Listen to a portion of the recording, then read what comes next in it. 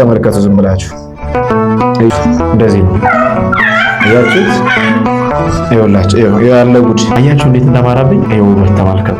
እንደዚህ ያማረብኝ ውብ የሆንኩኝ እንደዚህ ሻሹም ያማረው በጣም ቆንጆ የሆነው በእናንተ ፊት ብቻ ነው። ለምን? የውስጤን ስለማታውቁ ማለት ነው። ውስጤ ላይ ምን ያክል ኃጢአት እንዳለ፣ ምን ያክል እግዚአብሔር እንዳስቀየምኩት፣ ምን ያክል ሕግና ስርዓትን እንደተላለፍኩኝ ስለማታውቁ ያምራል እንደዚህ ገጽ። ኃጢአታችን፣ ስራችን፣ በደላችን ይገለጥ ግንባሬ ላይ ቢጻፍ ቤቴ ነበር ነው። እናንተም ደግሞ ቤታችሁ ነበር የምትውሏት፣ አትወጧትም ነበር።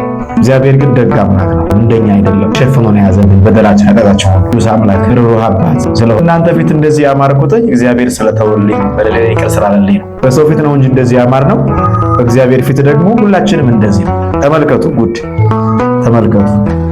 በእግዚአብሔር ፊት እኛ ምን እንደሆነ ተመልከቱ። ዝም ብላችሁ እዩ እዩ።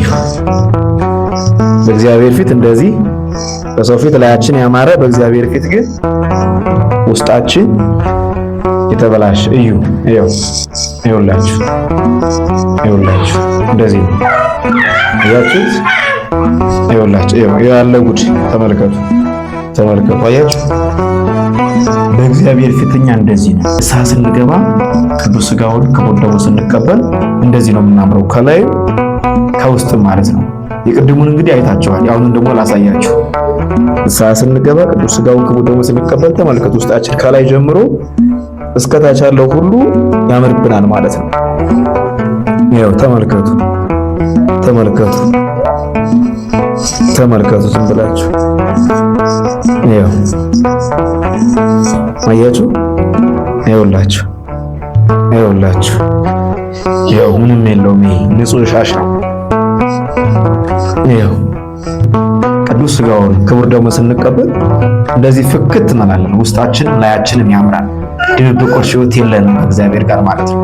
ስለዚህ ውድ ኦርቶዶክሳውያን በዚህ በ2019 እየገባ ነው። የተወሰኑ ቀናት ነው የሚቀሩት። በዛ ጊዜ ውስጣችንም ላያችንም አምሮ በእግዚአብሔር ፊት አምረን ደምቀን ንስሐ ገብተን ቅዱስ ሥጋውን ክቡር ደሙን ተቀብለን ያችን ማታልፈዋን ተስፋ መንግሥተ ሰማያትን ለመውረስ መዘጋጀት ያስፈልጋል። ወላጆች ሁልጊዜም እየመጣችሁ ልጅ ያቆረባችሁ መሄዳችሁ መልካም አይደለም። በእውነት እናንተም ቁጠሩ።